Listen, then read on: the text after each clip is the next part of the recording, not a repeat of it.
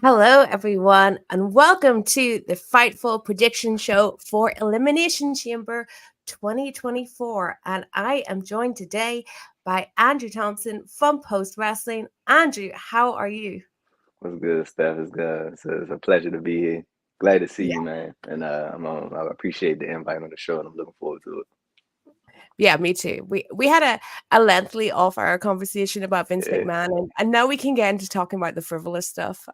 Now we can get into the fun stuff, but Yeah, it is Elimination Chamber on Saturday, live from Perth. What time is that for you, Andrew? Are you going to be watching this live? that is 5 a.m. Eastern, my Wow. time. So, but luckily, we have the great Neil Flanagan on hand. So Okay.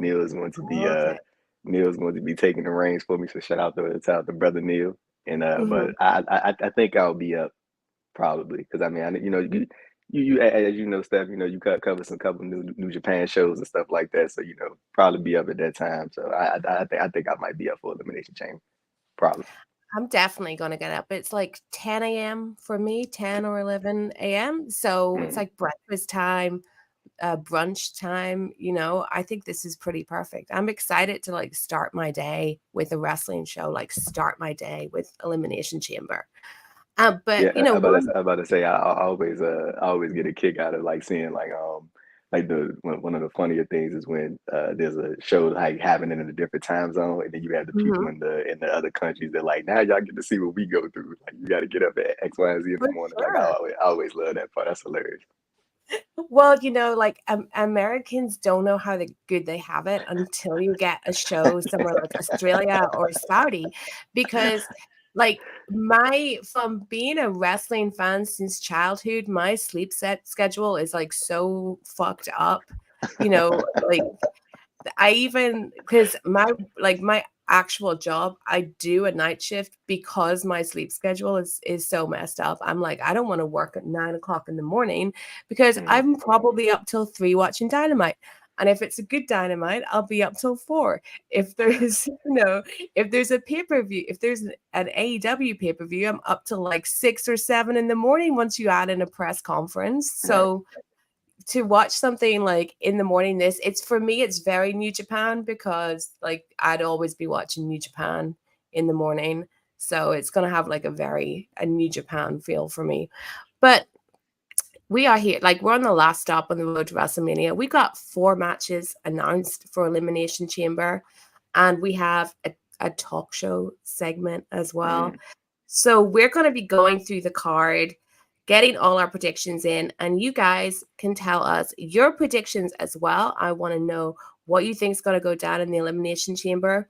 Do you remember the original? I think it was the original Elimination Chamber advert where like Stephanie McMahon had like these dolls, and it was like, this has just popped into my head. If anyone remembers that, like, please let me know and look it up if you don't. But they once did do this really cool ad where like she had like it was like a dollhouse, but wasn't, it was an elimination chamber, but she was like acting like this was her dollhouse. Anyway, bad tangent. We're gonna get into the show in just a minute, but before that, let me hear from our sponsors at Bet Online. If you want to put a bet on Elimination Chamber, this is the place to go, and you're going to see the lovely face of Sean Rossap on your screen right now. BetOnline.ag is the official betting partner of Fightful. 100% of the time when you get the odds from Fightful, they are coming from BetOnline.ag.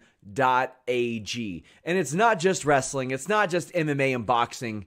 It's football, it's basketball, baseball, hockey. They have the earliest lines. You can bet big with the high limits and rebet functionality. They have the fastest payouts with winnings paid in minutes and the industry's best bonuses on every qualifying deposit. They've been trusted for 25 plus years. It's not some fly-by-night company. BetOnline AG has been there. They've done that. In addition, they're trusted by millions. They've got VIP rewards programs and a ton of popular games.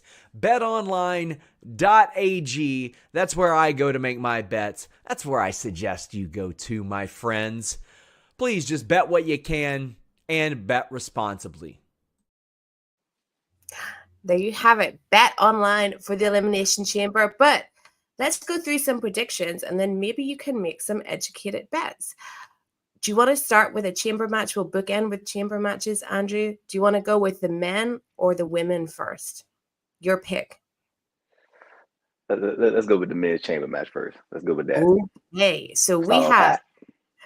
Drew McIntyre, Randy Orton, Bobby Lashley, LA Knight, Kevin Owens, and Logan Paul in the Elimination Chamber. And this is for a World Heavyweight Championship match at WrestleMania, a match with Seth Rollins. Okay, Andrew, who have you got for this one?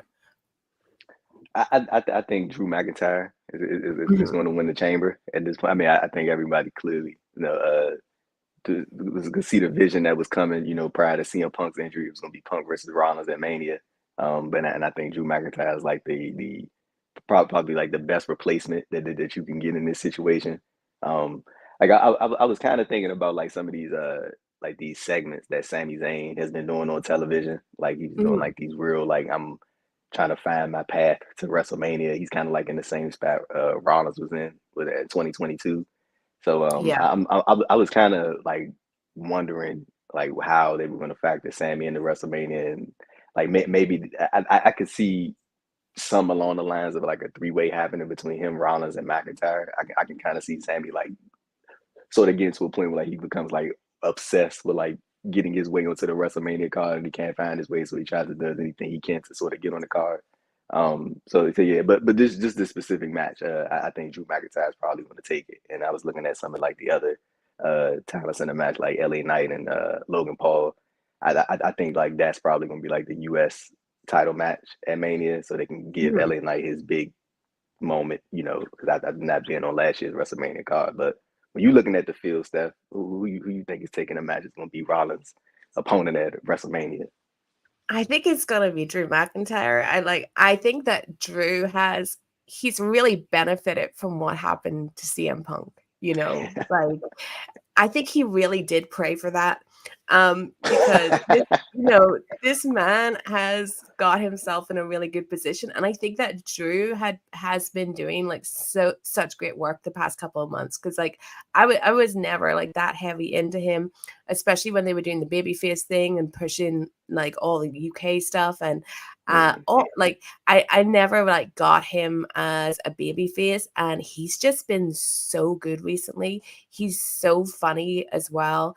And the stuff with Punk that he's like latched onto, like causing Punk's injury, doing all these little memes, like his Twitter game is so strong, stuff like that. Like he's just been great. His promos have been awesome. And I think, he's going to be the one for that spot. And I think he deserves it too. Like he's worked himself into it. And I think if Punk hadn't have got injured, I think because Drew's been so good, there would have been like a problem where they maybe would have had to make it a three-way, or told him to just, calm down and stop being so good, because he really he pretty much like outdid Punk once on the mic, which like for me to say that's a big thing. So I think that Drew's going to win it. I think that, obviously we're going to get other matches set up here. I could see LA Knight and Logan Paul, as a Mania match. I think that'd be good for both of them. I think that I don't really see anything for Lashley. I think he's kind of just the guy filling a slot. That maybe like Bronson Reed should have got. I don't know, because they're in Australia. But like Randy Orton, do you see a direction for him for Mania coming out of this?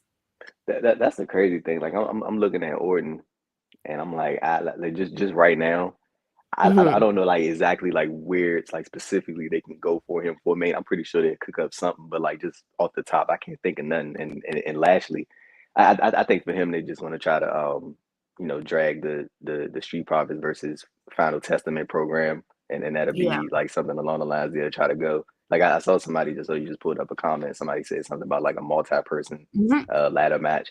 I think that'd actually be cool if they were like that idea back, like that.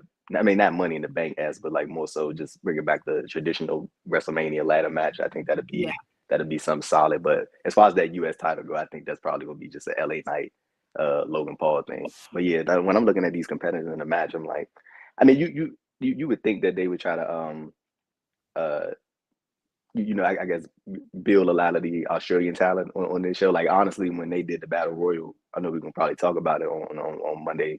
Like I thought Eddie Hartwell was gonna win that. I thought they was gonna to give her that moment. But I remember one time I had spoke to Shane Hayes one time, and I asked him why him and Mikey Nichols weren't on the first Australia show, the WWE Super Showdown, and his thinking was like kind of interesting. Seeing as how he is Australian, he was just like, when he looked at it from a perspective of like, when these WWE comes to these different countries and stuff like that, of course the talents want to be on the show and stuff like that, but he was just looking at it from a perspective like the people there that are attending these shows want to see the big names, except like they still want to see, like, even though they want to see their home countrymen and women, they still come to see like the marquee names and stuff. Like, it was just an interesting perspective to hear that from somebody that was, active on the roster at the time. But yeah. I know what you mean, because I think like when the All In conversation was happening, there was like quite a lot of people that were just like throwing at every British person ever, being like they should be like, and it's like I get the niceness of that, but at the same time, like these people are paying to see the people they watch on TV. Not like just their hometown people, like they're paying to see the people that they watch on TV. So that has to be priority, or you feel like you're getting something less than what the Americans get. You feel like you're, being outdone. So they was naming like every single wrestler from the country to be on the show. Hey, on Drew McIntyre, real quick, he hasn't re-signed yet, has he? I don't think so. But he's, I mean, he's really, if he hasn't resigned, they're like really like trusting him with the spot that they're putting him in, right? And I think he's like driving his price up every week, as well, because I think if you said to me a couple of months ago, like Drew in AEW, I would be like, oh, it's not really a fit. Like, I don't really see that guy in AEW, but the way he's been acting now, I think he could do anything, honestly. Yeah, I think Drew is like in the best position possible right now, because like you said, he is up in his stock. Like in the Twitter stuff is hilarious. Like I even saw the thing yesterday where LA, it was a picture like LA Knight holding koala, and then he like pulled up like that they have chlamydia. I was like, bro, you know what I'm saying? Like Drew McIntyre just been hating on everybody, but I think that he is like doing probably some of the best work of like this recent stretch of his career.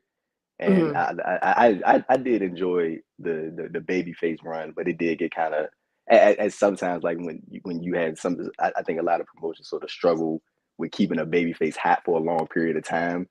But I think that I did enjoy it for the most part. But I think that this role that Drew's in right now, I think that he is like catapulting himself into a position that is like sort of, it's like having WWE, like, even though he hasn't resigned, it's kind of like we kind of got to put him in this spot because like he's got like the best option we got now that our option A isn't available right now.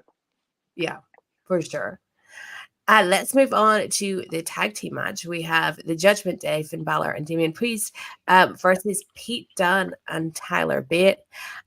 This one's difficult for me. I like the Judgment Day, like they're dragging out this story.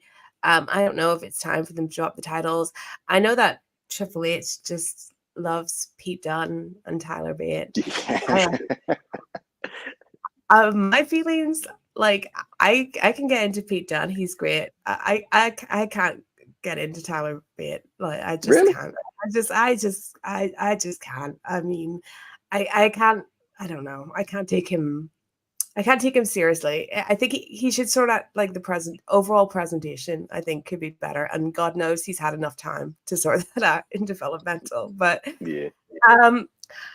I think I don't know. Maybe Dunne and Bate, just so they can move forward a Judgment Day story for Mania. And after all, like Damian Priest still has this Money in the Bank briefcase. Like, when is that ever getting cashed in? He probably will cash in that Mania. Yeah, he probably is. What about see that? What do you think? Honestly, man, like I like this. I mean, I don't know if it sounds crazy, and I was actually going to ask you like what you think about it, but I think the long game in this is is probably and this is why I think that Priest is probably going to cash in and win the title at Mania. Is that I think that probably in the show opener on that whatever night that they have the tag title match on at Mania, I think that R-Truth and Miz are going to beat Priest and Balor for the titles, and then that'll be a way to like distract people and be like, oh, he just lost, this match to Truth and Miz, like he ain't, and then like later he'll get his like what is it? I can't even think of the word right now, but he'll get his comeuppance. There we go. He'll get his comeuppance, and then he'll go on to win the world heavyweight title, and then that'll be his thing. Like I don't look what is like a Damian Priest world title, bro? Like what does that rank on your scale of interest from 1 to 10? Like you'd be like remotely like but I think that like Damian Priest, Judgment Day in general, but I think Damian Priest have been doing really well, and I actually think the R-Truth stuff has like dragged him down, like in my opinion, because I think that when Judgment Day started, remember they were with Edge, and it was kind of cheesy and corny, and I think through the strength of Rhea mainly, and her storyline with Dominic, I think we all got on board with the Judgment Day collectively and started like taking them pretty seriously. And then I think they kind of have like been dragged into some comedy stuff with R-Truth that's never going to be serious, and I think that's kind of hampered him a little bit. I don't know what a Damian Priest title run like looks like at this point, because we've got 2 men's titles and we've got like a lot of big stars. We've got like we've just talked about Drew McIntyre, we've got Seth Rollins, like Roman, Cody, when Punk comes back, like there's only 2 titles to share out among all these guys, and Damian isn't in the conversation. And I know that the conversation is usually just about Roman's title, but Seth getting in that mix, and Punk too when he was there, and Drew has made the conversation kind of about both titles. And I think it's kind of it's a bad time for Damian. I think he probably could have cashed in and had a run like months ago before things got too like top heavy. No, that's actually like a really good point. Like now that you say that, like when I'm thinking about it, I think sort of my thinking when that was happening was, I think that Rollins was doing like a real solid job of making that like sort of making that title his own. Like it did for a little bit feel like the secondary championship, and I don't think Roman keep badgering that in is helping that. But I think that Rollins on his own, just with the in-ring work, and him making that title feel, and then like especially when they inserted Punk into the frame, that's when it was like, okay, like yes, this is legit, this is a thing. But I do think that they definitely could have gave Priest a run between that, and even if you had plans to take it off him and put it back on Rollins, like I think that it would have been good to at least, like, because with this Money in the Bank thing, like I think at some point when you don't have a really, really solid concrete plan for the individual winning the Money in the Bank, it becomes a burden at some point, because you have to continuously keep thinking about, like we even saw it with Austin Theory, you know what I'm saying? Like he had the Money in the Bank. It was a hot shot idea apparently, and it was just one of those things where it was like they didn't know what to do, and then they ended up with he cashed in on the U.S. title. You know what I'm saying? I think when you have these Money in the Bank, you need to really think about the individual that you're giving this to, and if you see them as a world champion within a certain time frame, you need to have that locked and loaded. So I think with Priest, he's just in a rough situation right now, but I think that probably Mania happened. But going back to what you asked about the match, I think Judgment Day gonna retain, and if anybody take those titles off of them, if it's not Truth and Miz, I think it'll be DIY. Well, the chat agree that they think that R-Truth and the Miz are going to take the belts in WrestleMania. So, okay, I guess I'll agree with everyone else. The Judgment Day are going to win. Moving on, we have Rhea Ripley versus Nia Jax. I think this match is going to be sneaky good. Like, I think it's going to be Nia Jax's best match ever, and I think that she wasn't someone that I was clamoring for to come back. Like, she's never someone I liked, but she has been good since she's come back. Like, it feels like she's been different, or that she's found like exactly what she needs to do and who she needs to be. I thought she was great against Becky, and I think that this is going to be a good match. It's not going to be like technically great, or it's not going to be Danielson versus Zach or anything like that. But I think it's going to be like, it's going to be a good, fun match. And I think that the crowd are going to be so crazy for Rhea. It's going to be like Selena Vega, you know, in Puerto Rico. It's going to be like something on the same scale. So I'm looking forward to this. But, you know, Rhea Ripley obviously going to win. Yeah. Do you think that this should be the main event? Just based off the reaction that Rhea's, because I think when they hear that music, they gonna blow the roof off that joint. Do you think that should be the main event? I think there's definitely an argument for that. I think I would either put this on early, and then whoever wins the women's elimination chamber, like maybe have like Rhea come out at the end or something. That's a good idea. Yeah. I know I said it's going to be a great match, but I don't know if it's like main event great match, even though that the reaction will be great. But I think I don't really want it to open with it either. But I think there's a good chance we like see Rhea twice, maybe at Mania or at Elimination Chamber, just to like get that extra pop. But I don't know, would you close with it? Now you kind of threw that idea in my head now, like about because I'm pretty sure we're gonna talk about it next, the winner of the Elimination Chamber. I think we both probably thinking the exact same person. They kind of been giving this shit away for like the past like 4 or 5 months, like what this match is going to be. But I think that Rhea showing up at the end just to get another big pop, I think that's the best case scenario. But honestly, like I ain't gonna be mad if they decide to headline with it. I don't think this, like, again, it's gonna be some like some classic or something like that. But I definitely think the crowd is gonna carry this match. It's gonna be like one of those, you know, matches where the audience is gonna be so amped up for Rhea that they're gonna be able to take the match to the next level and stuff like that. And I actually think that Rhea and Nia are gonna work a solid match. Like you said, like when Nia Jax, this latest run, like I think this has been probably her best run that she's had in her WWE combined tenures that she's been in the company. And I think it was a matter of like, I think that started with the most, what was that? I think it was that day one when she pinned Becky. She got the clean win. That was that was a big step forward for her presentation and television character. So yeah, man, I think that I wouldn't be upset if this headline the show, but I also think that idea about Rhea showing up at the end and confronting the Chamberlain is a nice one. But yeah, Rhea's winning this match, and I'm pretty sure we all know what the Mania match is. Yeah.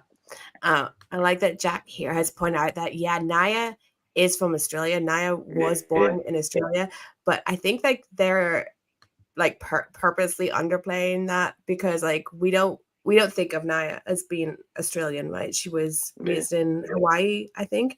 So I think they're kind of like purposely underplaying that in a way. So because the whole thing's going to be about Rhea, you know, in Australia. I think like that's what, because it is kind of like, you know, weird that that's not a thing either. But I think it's like a purposeful thing of like, like, this is, you know, for Rhea. And the crazy thing is about Rhea, like I think in like essence, Rhea is supposed to be a heel, but like people just would not boo her. Like they won't, they refuse to boo her. So I think that, you know, even going into Mania, like even going up against who I think is probably going to be Becky, like I don't think that Rhea is going to be on the booing end of the fan responses. Like I just think that people are really enjoying her character work and the stuff that she's been doing.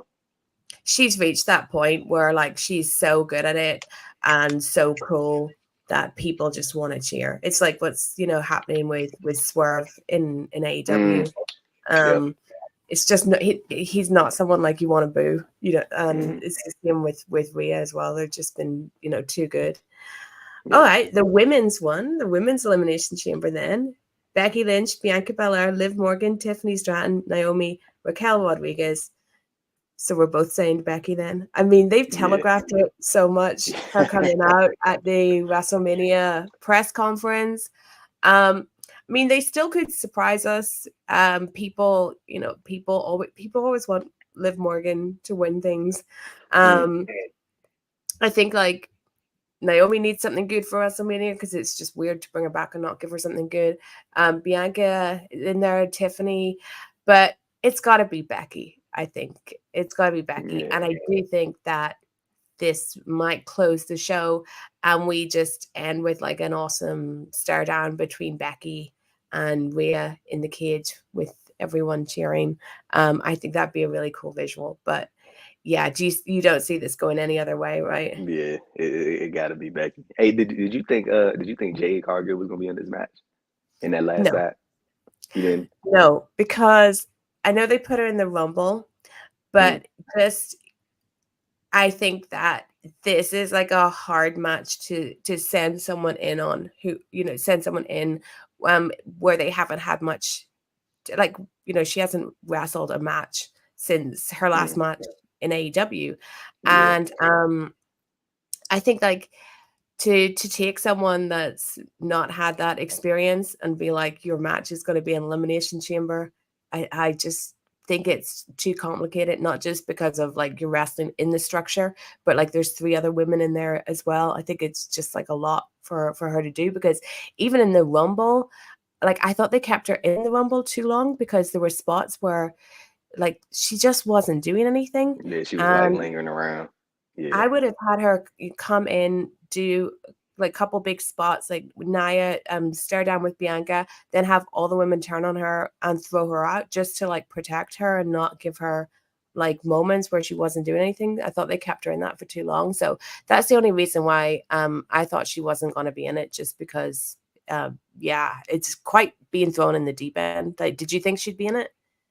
So I initially did, but then because like this was when they first announced that last chance battle royal, I thought that she was gonna be probably like within that field and they was gonna slide her in.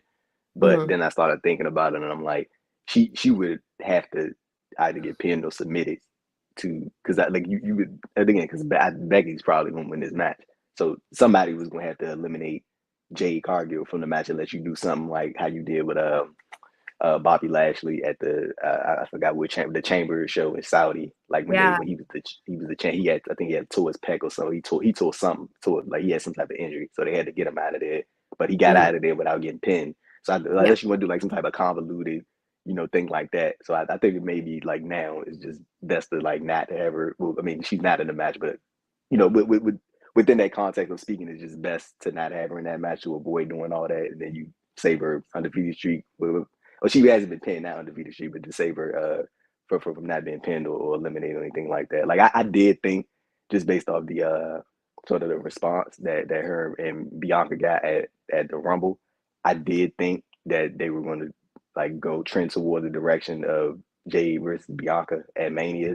Like I remember I was talking to Nate Chris on the NWA podcast, and they were like we were just having like a back and forth discussion about it, about like maybe it would be too early to do that, to do a Jade and Bianca match. But I'm like, if you talking about like what better place to do that match at than Mania, and like the idea about them being like partners or whatever like that, and then fall like I'm kind of over the whole like makeshift, like, oh yeah, can they coexist?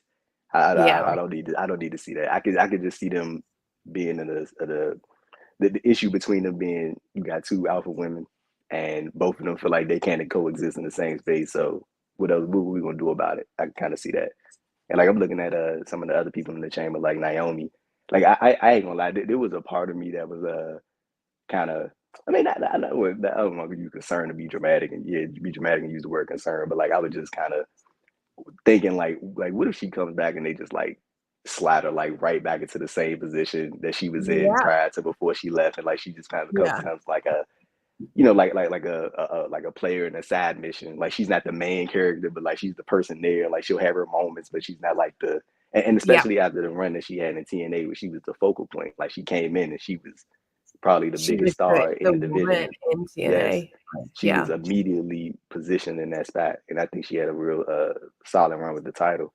Yeah. And I'm glad they played it up at the Rumble as well. But like even when Naomi, when she had her first segment on SmackDown, like that was about Tiffany Stratton essentially. But at the same time, I was looking at it and I'm like, you kind of gotta do that because what would you call Tiffany Stratton for if you're not going to, you know what I'm saying? If you're not going to Yeah. use her and big her up on TV, like what was the point of calling her up? So it's not a bad situation to have multiple top people and multiple players who got hype behind them, multiple talents who got hype behind them. But I didn't want Naomi to come back and just be like another person on the roster. You know what I'm saying? Because I feel like for a long time, WWE has always viewed Naomi as like in the same vein that they view Natalia. Like they look at her as a valuable piece to the division, but she's always going to be. Yes, they were going to look at her as like, okay, she's a good hand, but she's not like the person. And I think that just coming off of this last run that she had in Impact TNA, like she's proved that she can, you know what I'm saying? She can be within that mix. So but I mean, we still were early. She only been back like 4 or 5 weeks, and she in the chamber. It ain't like they forgot about her. So I'm curious to see how they'll how her presentation in Elimination Chamber looks, and seeing where she trends towards WrestleMania. And we have a super chat here. Thank you so much. Fantastic 12484 who asks, what about Liv Morgan? I think the story makes thumbs up sense, I guess. There's quite a few people asking about Liv Morgan in the chat, like wanting Liv to go against Rhea. Maybe they could do a 3-way. I just, feel like the Becky one is so telegraphed. Becky's got her lines, Becky. And I know that people have a ton of love for Liv and always want Liv to get opportunities. And she did, a while ago. I remember like her match with Ronda Rousey and everything like that period in time. So she has got the opportunity, but I think for a Mania match like Becky, maybe some people are like slightly sick of Becky because she does get a lot of opportunities. But I think to me, like Becky Rhea makes more sense and feels like a much bigger match. They seem like more suited than Rhea and Liv Morgan. But is there something you can see for Liv Morgan to do at Mania? Maybe coming off this? I think Liv. Do you remember how they did the showcase match last year? The tag matches for both the women's and the men's divisions. I think I could see Liv. It's something along those lines. I think that honestly, I think that they'll probably pair her and Raquel back up. Yeah, I think then so they'll too. probably go after the tag titles. Maybe I can see that happen, or them being some type of showcase. I don't think they're not going to leave Liv off of WrestleMania, but I think that she'll probably be like in a I don't want to call it like a lesson role, but more so in comparison to what people may want for her. But I just think the Becky and Rhea thing, dude, they've been like building, like they've been building this like even longer than the last couple of months. Like they've been talking about this in interviews coming out of Mania last year, like the idea of Becky and Rhea and that potential matchup. Becky can carry it, and like no shade to Liv, but can you imagine Liv like doing on stage what Becky did at like the press conference, coming out and talking, that kind of thing? I can't see Liv doing it. We saw like Bianca did it as well. Bianca can do it, and Becky can do it, but like I just can't see Liv like in that big spot. And I think that Becky, she's older than Rhea. We're kind of at the point where like Becky, Charlotte, Bayley, Sasha, Mercedes are like the generation before. Yes. Rhea has been so dominant now that to me, like Becky Rhea is a huge match. And I think once we get it made official, if there is anything like lacking in the storyline, I've seen someone said here like Becky doesn't seem like a credible challenger to Rhea. I think they will build her up as that. I think once the match is made official, we're going to see the presentation being really good because like they can both talk and they can both get some good lines in each other. And I think it is going to end up being, a really good match. That's all our matches, but we do have a Grayson Waller effect with Cody Rhodes and Seth Rollins. What do you think is going to happen here? Hey, Steph, what do you think there's any possibility of Rock and Roman being in this segment, or do you think that they'll do something like they'll send Paul Heyman on their behalf? I think they might, but I mean, look, the Rock could get a private jet to Perth anytime, right? I feel like they would have told us if he's gonna be there because it'd be such a big deal. Though maybe they might tell us on SmackDown. I know it's like a pre-taped SmackDown, but like just so we all tune in, get up and tune in to watch this. I think that if they're not, then it is going to be like Paul Heyman because they definitely need representation. But I think, I mean, The Rock coming to this show would be huge because then you have like a lot of fans that probably haven't seen him in person in like a very long time getting that moment. But I don't know, like how have you felt about The Rock's insertion into this? Are you a Rock guy?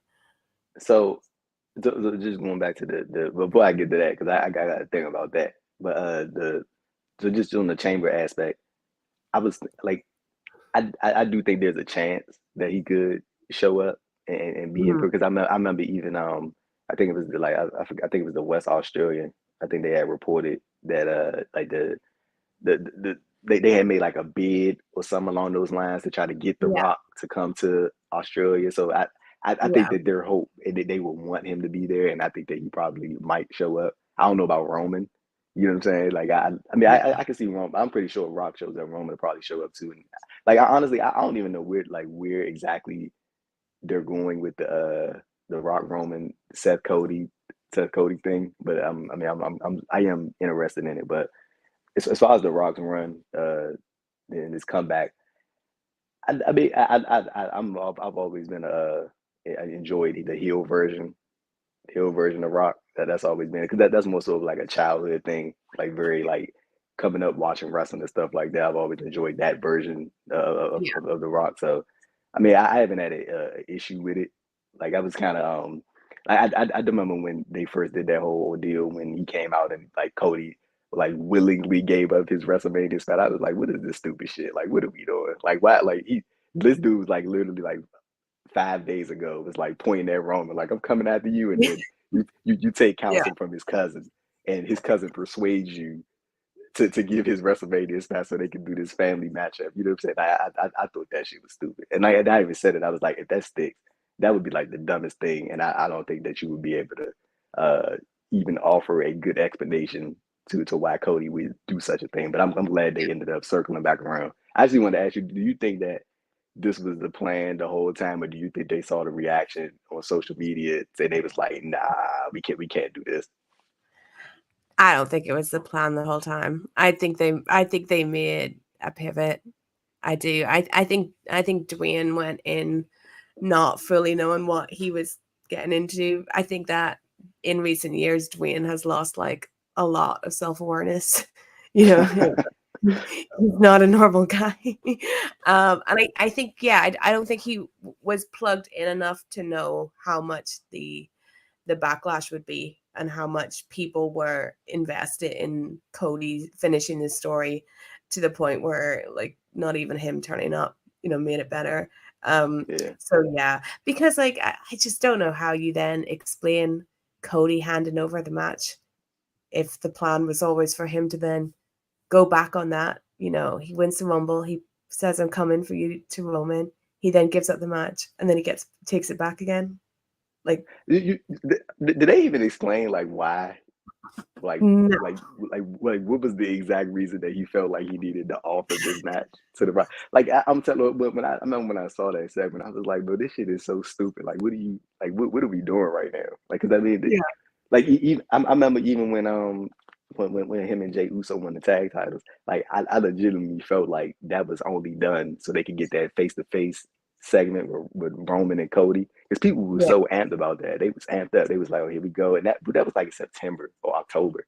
You know what I'm saying? So I'm like, to fast forward that, and then you even think about how they went to the lengths of just doing that, just putting the titles on them, and then they took the titles off them not too long after. But just to have that moment to remind people this is the end goal, and then you have like, hey, I'm going to talk to your cousin, and I'm going to give him the match.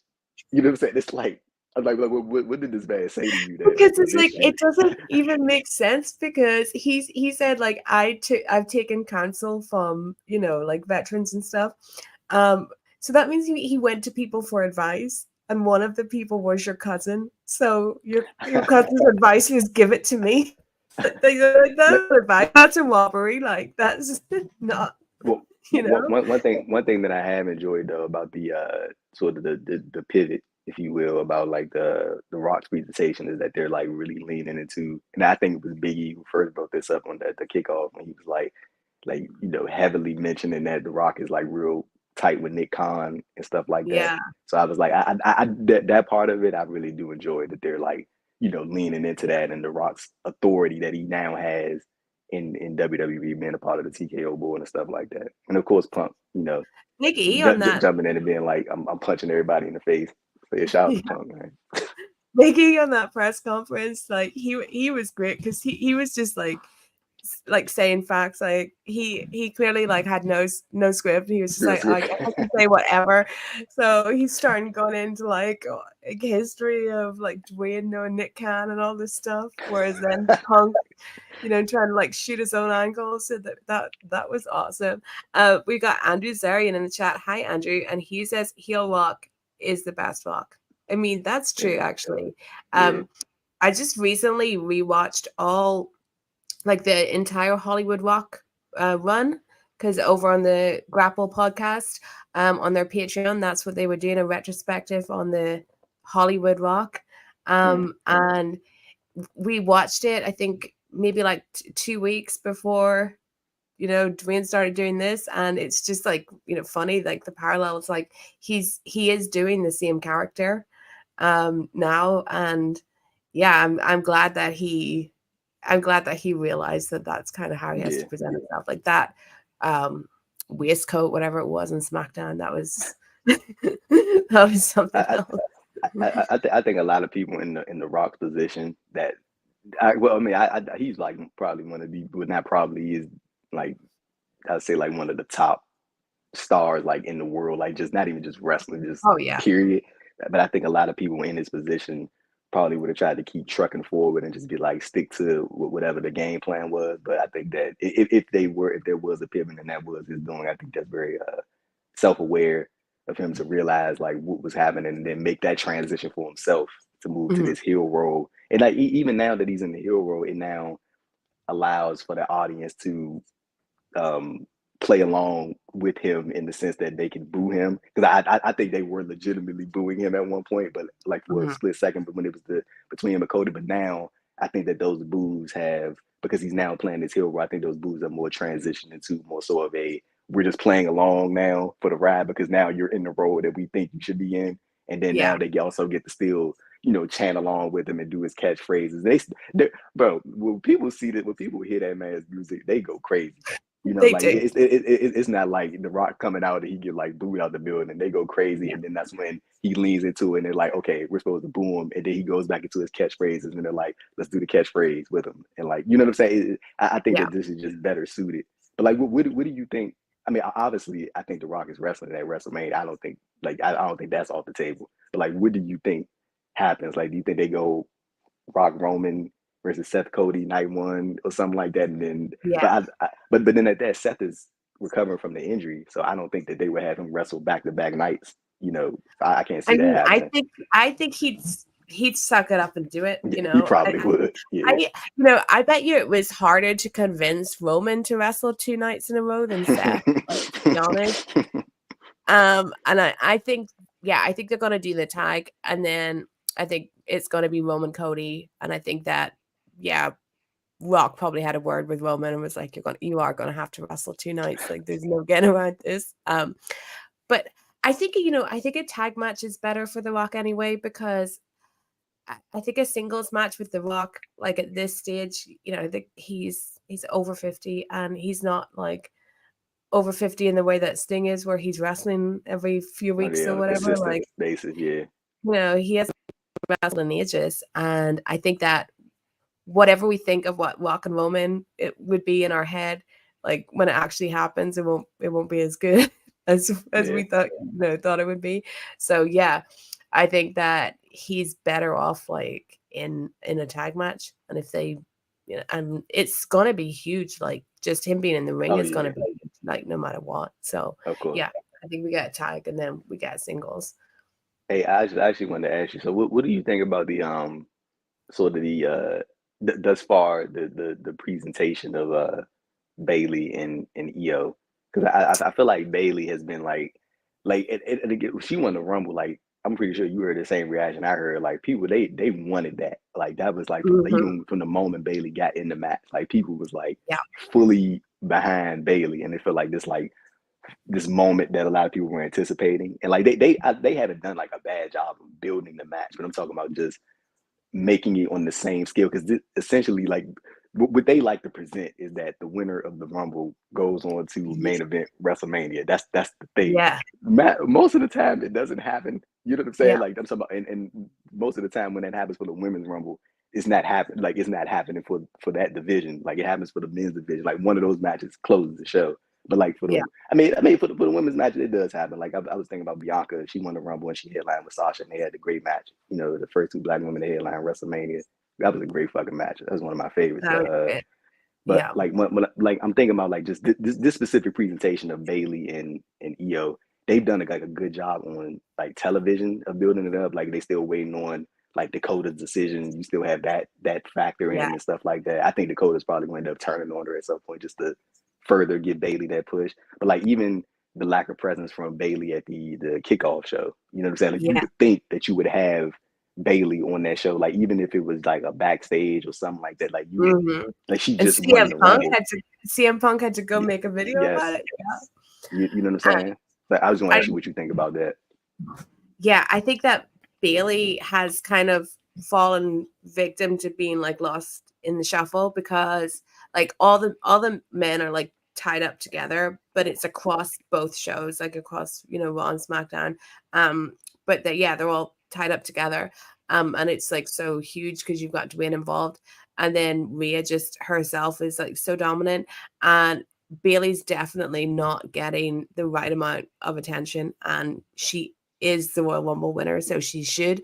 And her story has been like so long term, this damage control story and Io and Kyrie joining and all that, like that's been a long played out storyline, but so they've got like everything they need for it. But yeah, I just don't think that they found the space to like spotlight her on the same level. They absolutely could have had her come out and talk for a minute or two at the press conference. Like it's Bianca, she had a show to promote, so I get why she was there. And obviously like we know why Becky was there, but at the same time, like you could have included Bailey. That match wasn't official. Yeah. It's like you could at least bring out the woman that actually has a match. But yeah, man, like and then but you want to know what? Like I feel like that's like really on brand for like how Bailey, like her most of her run has turned out. Like she's always been one of the more like consistent people on the roster in terms of like always making just like anything work, but like never getting like the full credit. Like she's always getting like half of the credit, and like even in this exact same situation, she's like she's a focal point, but it's like kind of an afterthought, like how you just said. She's I think the horsewoman that gets the least. Like 100%. I find it really hard to choose between Sasha, Mercedes, and Bailey as like who is my favorite women's wrestler, but it's one of them. But I do think that like they are like equally good, and I think that Bailey, like especially during the pandemic, remember she got injured right as the pandemic ended. Well, when they brought crowds back, and like she was so good. Even if you just take the fact of like what her NXT character was compared to like what she became, like the difference in that was like really good. And there's just something where she's kind of just the like always the bridesmaid figure of the Four Horsemen, because I think that Mercedes gets like a lot of attention, and Mercedes is Mercedes' presentation is so awesome, right? Like like everything about her, like she looks like a star. She's got the whole like boss gimmick, all of this, and there's like stuff you can emulate. And I always wonder that if Bailey had stuck with her original gimmick with like the bows and everything, if people would have like taken to her more as well, like maybe not on the same level because it wouldn't be as cool as Sasha, but at least she would have this kind of like unique branding and styling in a way that she never got as like just being Bailey. I kind of think that like the like that presentation of her, like that thing like was like one into the ground, like especially when they had that program that they were doing like with Alexa. It was like 20, Yeah. I forgot what that was, 2017 or 2018. Like they was like running that thing into the ground. And I feel like this new iteration of Beta that we've seen since what, late 2019, I feel like this is like the best version that we Yeah. need, that we needed to see that gradual transition. Like I even saw people talking about like they were hoping to hear like the hugger theme at Mania. I'm like, no, No. we don't need to revert back to that. We don't need to see that. Like she's an elevation. Like it's good to have those memories. Like maybe they can do something along the lines of like you remember what they did for the what was that, Double or Nothing 2019? I think it was Jericho, when they had like the different like Yeah. iterations of his past Yeah. characters, and like maybe you could do something like that, and like just list the pay homage to, Yeah. you know what I'm saying, to Bailey's past. But I don't need to see like her coming back out with the ponytail and the like. This is Well, the new version. it That is, wouldn't make sense, you know, it like wouldn't. we see her as, you know, well, we see her as an adult now. Like she's an adult woman. Like she was an adult woman when she was doing that gimmick, Yeah, but it's just unlikely that you're gonna like revert, you know, way back to that. She exactly. could definitely change her personality into being like a, you know, like a friendlier person or something, because like she trusted these girls and like they turned on her or something. But it would have to be something like something in between.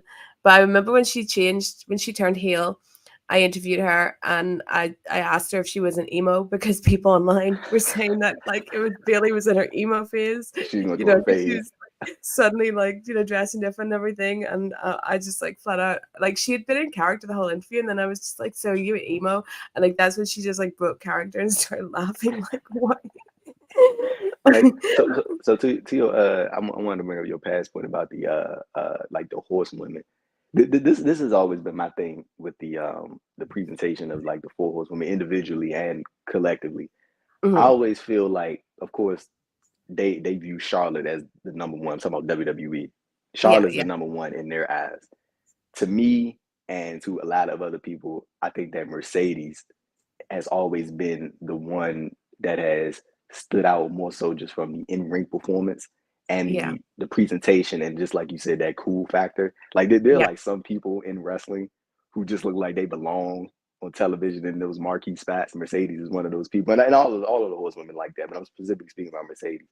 And like I always felt like they looked at Mercedes as like, okay, glass break, we need something hot. Let's just give it to her real quick. And then they take the title off her, and then they give her another title. And it's like that's always been like a repeated theme. And it's never been anything of like yeah, substance to her in comparison to some of the other horsewomen. And I feel like even Becky was in a position. I remember back when, what was that, 2016, when SmackDown Live was first going on, bro.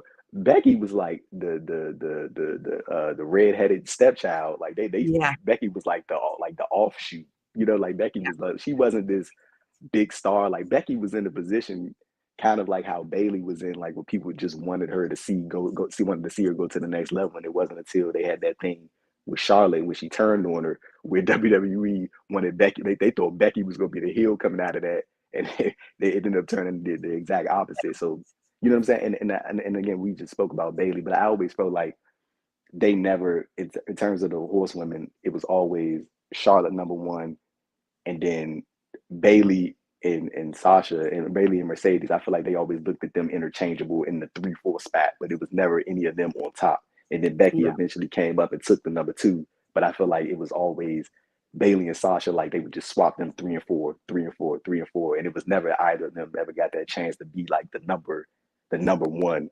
And yeah, and honestly, like even looking at Mercedes, like I feel like going to AEW is like the best. option for her. Like I thought that was like the move to make even last year when they was like speculating about like whether she would go back to WWE or not. Because I feel like she going to WWE. I don't feel like Paul Levesque will book her in a way to where she feels like less than. But I also feel like she's done everything kind of that there is to do there, and I feel like it was the AEW just like a fresh start, and she'll be like that big name in a division that's like really on the up and up right now. And like when you talking about like even the signings of like Queen Aminata, who I think is great, and like Chris Statlander and Willow Nightingale and Britt Baker possibly Britt Baker coming back and Jamie Hayter coming back, and you got Thunder Rose in the mix, and you got like Julia Hart. You have like a really solid core division, and then now you add this big name in Mercedes, who I think is only going to uplift the names that are already getting uplifted on their own. So I just think like that's a better overall fit opposed to going back to WWE and then just being, it'd be a hat for like 3 months and then, Yeah. I think you're right. Like I only didn't want Mercedes to go to AEW because of the bad booking of the women's division, right? And because of Tony's just complete lack of interest in women wrestling or anything like that. But we find out last night they've hired Jennifer Pepperman. It feels like, I said this on Twitter, that my issue with Mercedes going to AEW was like, is she really going to be happy here? Because the women's booking is so bad, and and she deserves like a lot. And I just feel like because I would think like, has she been watching the TV? Like, does she think that there's going to be good women's storylines here? But now I'm like, yeah, she has been watching the TV, and she said, no, I'm not going to sign unless you improve the women's division and bring on someone to help you, Tony, because you clearly can't do it yourself. It's clearly a blind spot for you. So now we have a woman that worked with her in WWE has been hired, and we have recently seen some like sneaky signings like Queen Aminata that show you that they are trying to build the division. So now I think that, yes, they have like set the table for Mercedes and AEW. They've worked on improving the women's division. Like I'm thinking about, I'm like Mercedes, like this is like AEW's women's division. I don't think the booking has been the best like at all, but I think that the talent, when they are given those opportunities, they always show out 9 times out of 10. Like most of the time they always deliver. And I think that they have been able to like sort of offshoot that sort of lack of booking and lack of interest, like you said. And I think that I'd also think it's like important for people not to like pin all of like. One of my things is like, I hope that she doesn't come to AEW and then like people immediately pin a lot of responsibility on her for whether this goes right or whether this goes badly. And I'm like, I don't think that should be her. I think that you need to. This is my other worry too, like, because I do believe they've definitely like set the table for her. Like, they're improving things for her, and like she got her own show. They hired Jennifer Pepperman like for her, and I just hope that doesn't cause any like resentment as well, like in the locker room or whatever. Because like when it was Britt Baker's time and everything was about Britt Baker, that caused a lot of resentment, and you heard it from fans. And I think Britt even said that herself in a couple of interviews. Like, she was like, it was. And people blame Britt, but it wasn't Britt's fault. It was Tony's fault for not being able to focus on more than one woman. So I hope like when Mercedes coming in, it's like a spread the wealth situation where like, Mercedes is obviously going to be on top, book her really strong, but then like give Queen Aminata's storyline or a win, like give it, like. Right, like spread it around where like everyone has something to do. Like, there's multiple storylines going on, and like people can rise up and down the ranks. Like, I mean, the division has 2 titles, and they still like, it's just crazy, know, right? Like how little focus there is. So my only worry would be that she comes in and it does cause like a resentment of like, we've been here for like 4 years, and got nothing, and now all of a sudden things are, there for Mercedes. But hopefully, like, that won't happen. Hopefully, like, Tony hiring someone else means he's serious about fixing this and like offloading some of the responsibility.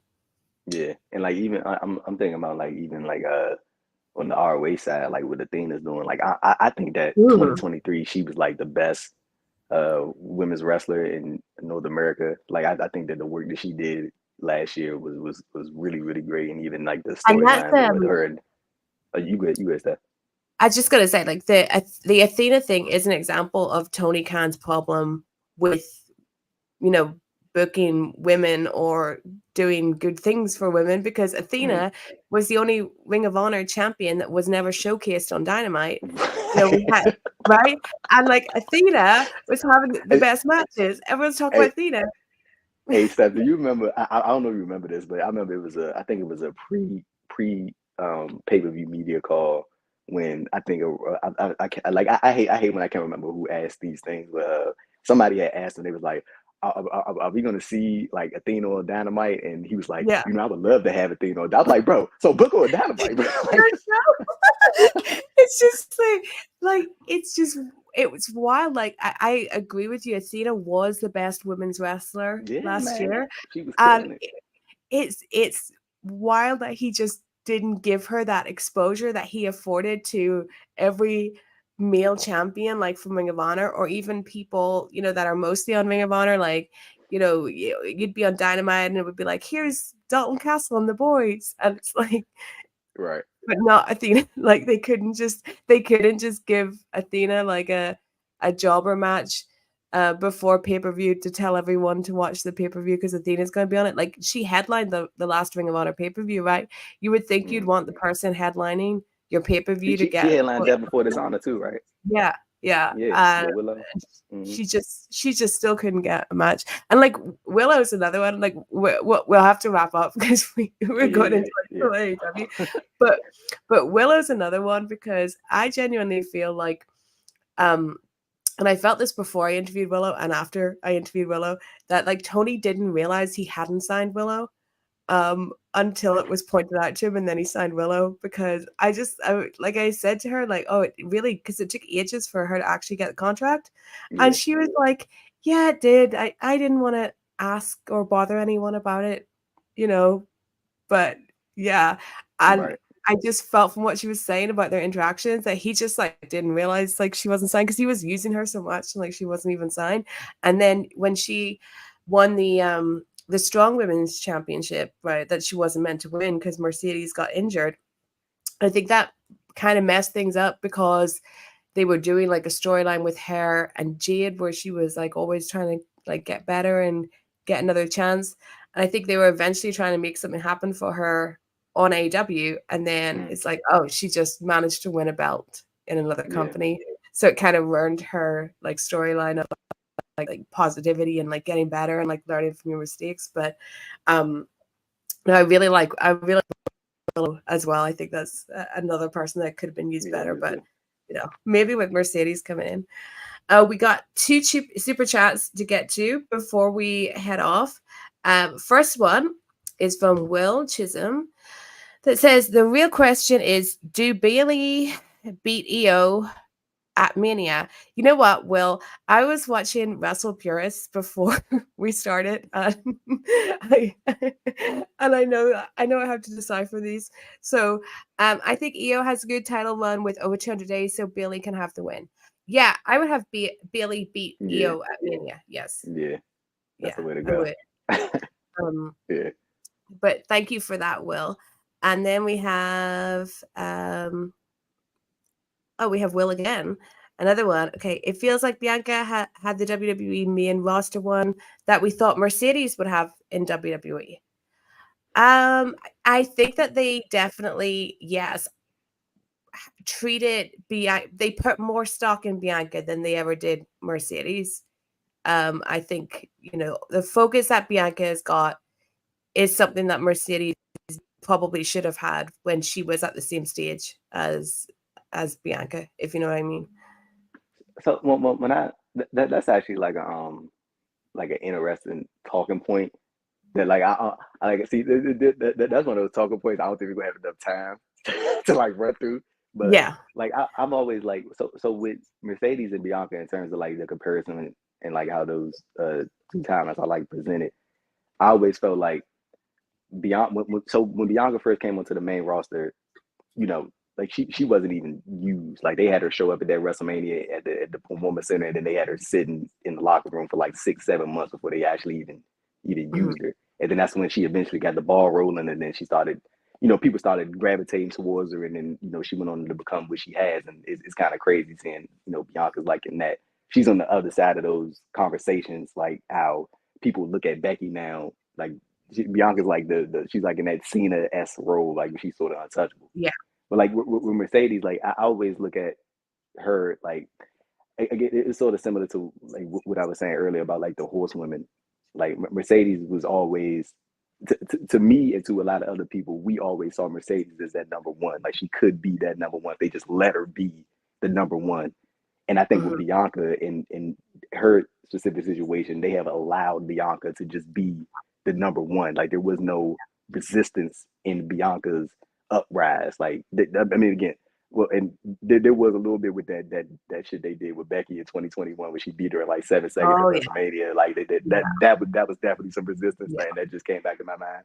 But like after that, Bianca has like been killing it. You know what I'm saying? Like they've been full throttle with Bianca 100 miles per hour. Like there was no resistance. With Mercedes, there was always that resistance. It was like, okay, put the title on her. She'll have it for 2 weeks. Take it off her. And then people were like, oh man, but you know, she had 6 title runs, bro. She had the title for like what? They combined like 6 months with all those title runs combined.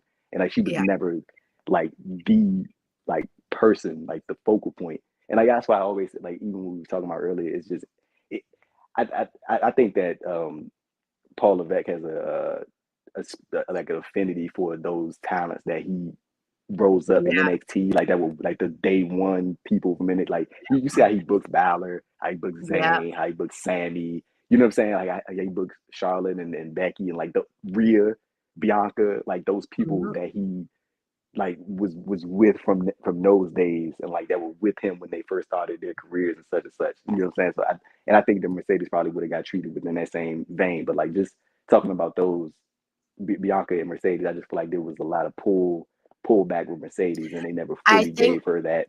You know, I think you're totally right. But I think it's it's an interesting conversation, and like someone should write an essay or like a podcast about it. But I think the time when Mercedes was like on the rise, starting out in the roster, you know, a couple of years into it, like Bianca is now, I don't think they were smart enough to know how to market Mercedes. Like I think they felt like they didn't know how to market her and make the most of her. Because they were just stupid, you know, because the thing is, like, there's not even anything you need to do because people just love her and gravitate to her anyway. And I think with Bianca, like, they found so many things to latch onto, but it's like Mercedes had this stuff, like even like Mercedes, like having like the Snoop Dogg connection, like they didn't even use that properly. But I think with like Bianca, they saw all different ways to like, you know, market her as like a female John Cena and everything. Like she's got the reality show now and all of that. And I think that they were just dumb when Mercedes was on the rise to never capitalize on it. And then, you know, you end up like stuck in a spot. Because like Mercedes is like, I think way more marketable than like Charlotte. You know, I think that she got way more like money making potential, but I think they just didn't get her. Like, and it's but they weren't willing to try. And I think with they were willing to try. And I think with Bianca, like they like got her and were like, yeah, we can go with this, and you know, so but it's an interesting conversation to like. That was a great question that he pulled up. And I think that's something that you could like dissect for like an hour or two. Like that is interesting. That's a great question. Shout out to Will. Shout out to Will for the question. Well, it's been a really great show. We've gone on some like really good tangents. Like that was a really interesting conversation to end off on then. And and we've talked AEW as well. So it's been really awesome to have you here, Andrew. I want you to tell everyone where they can find you. Now, I usually listen to every episode of the NWA podcast, but I saw the most recent one is 5 hours long. So I'm going to wait till Sunday when I'm like cleaning my house to listen to that. So why don't you tell everyone about that podcast and what are you talking about for 5 hours? Man, so listen. Hopefully, John and Wade don't kick us off the airwaves. that podcast was he said you got to think about this night. What did he say? 99% was missed. I think he's talking about like Sasha and Yes, that's a big thing too. Like a 99% of that was Vince McMahon. So yeah, there you go. But I mean, you had a conversation about the Vince McMahon allegations and stuff like that before we started recording this. We did. Yeah, but that podcast, the NWA podcast, was 5 hours long. Hopefully, we're back next month. I'm joking. We definitely gonna be back next month. But we talked about like a lot of our favorite moments just from Black wrestling history. A lot of the Black independent wrestlers that we're interested in. Like it was like a lot of like Afrocentric like focused conversation, and then we saved the Vince McMahon allegations for the back end of the podcast. We spent like an hour 30.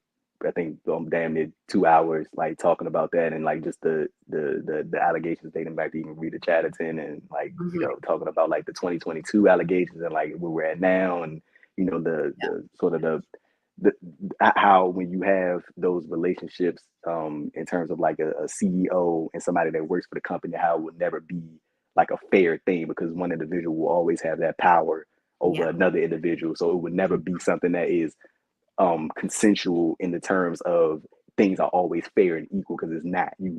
You always had that power over these individuals, and like we talked about like the culture of WWE and how like there needs to be a complete shakedown, and we talked about Ashley Mazzaro and like we talked about like just a whole bunch of different topics, and it was a really I hate to call it a good conversation because I don't think any of those things are like good to talk about in the sense of it's not fun to talk about, but more so it is good to talk about to just what I'm saying, get all that stuff out on the table. It's necessary, and it was great to talk to them.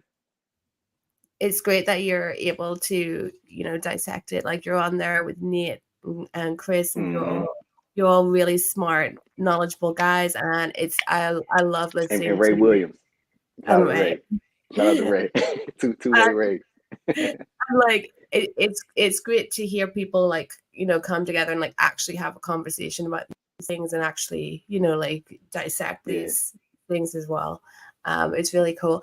And you're over on Post Wrestling always. What are you doing over there alongside the NWA podcast? And what else? What else? So check out the written work over at Post Wrestling, man.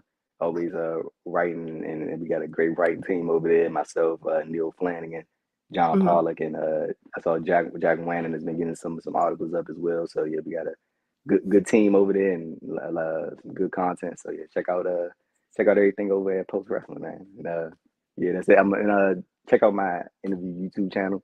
I'm planning on rebooting it after WrestleMania or during WrestleMania week. So yeah, I'm gonna try to get back in the interview things, and I am hunting down an Amazing Red interview. So I'm throwing that shit out to the world. Hopefully I can make that happen. I've been like trying to get that for like 3 years. So I think that it's now time for me to start saying it and not keep it to myself. So hopefully we make that happen sometime down the line. But yeah, definitely thank you for having me on the show, Steph. You're welcome, Andre. I waited until the end of the show to say hello to my guy, Andrew Thompson, the GOAT. And to Stephanie Chase as well. Hello. What's going on, What's up, bro? How you feeling? I'm good, man. Trying to hang in there. How about you? I'm doing good. It's good to see you, man. How you feeling? I know it's been a minute. I'm doing, I saw you were on the show today. I was like, I'm gonna crash this at some point, but I didn't want to. You didn't know we were an hour and 14 minutes, did you? No. You want to know what? So when I was talking to Steph yesterday, when we was like setting it up, we was like, we probably go like 30 minutes or so. And then I had checked in with Neil over at Post, and I was like, "Hey, can you cover for me, bro?" Like, and I was like, "Yeah, we probably gonna go like an hour, like probably at the very least." Hey, Jeremy, real quick, while we on this, we talking about me and Steph obviously talking about Elimination Chamber. What do you think is going to be the headline? Do you think Rhea and Nia is going to close the show, or do you think Steph's idea more so of like Rhea coming out and confronting Becky at the end? Oh, that's a good shout. I think it's gonna be Becky or Rhea and Nia though, but I do like the suggestion of Becky closing, winning, stare down with Rhea. Yeah, I do like that. Steph changed my mind when she said that. I was like, oh yeah, that is a nice shout. I know you've been covering like that's good stuff. I know you've been covering the events. We got a super chat. From Badly B. I'm really sorry that I said that wrong. I'm The Rock interrupts via satellite to troll marks. Hey, you think Rock gonna be in Australia? No, Triple H has said no. Rock's even said no. I think he's got too much other stuff going on. I do think like a satellite appearance is possible though. I do think that's possible. But that's what he used to do when he was Hollywood Rock, before he came out. He'd be like doing via satellite, like from the set. We could get a good throwback to that, I think. Yeah, I can see that happening. Yeah, for sure.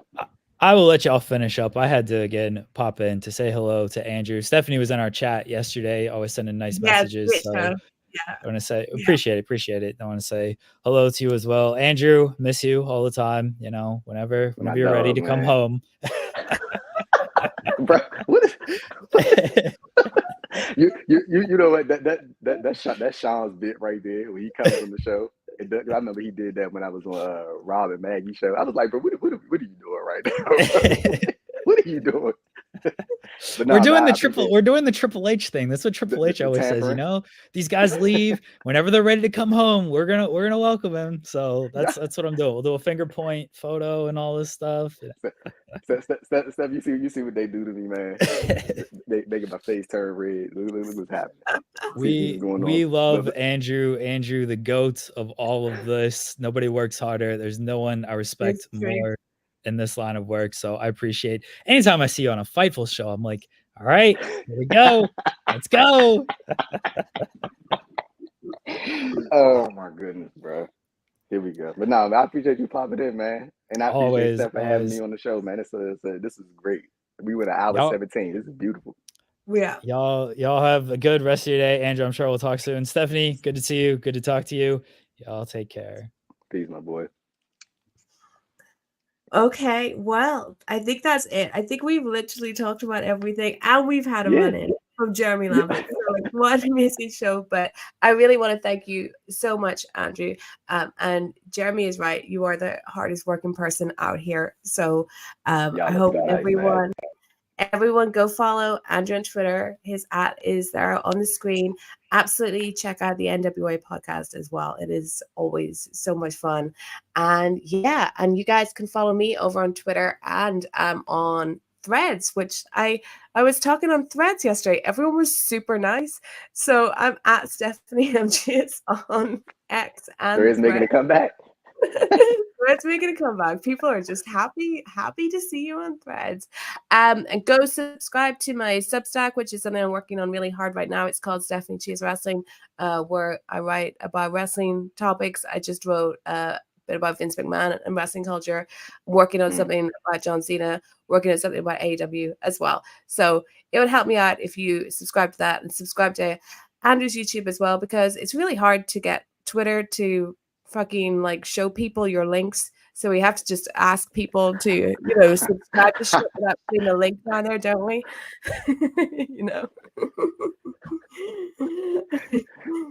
Yeah, man.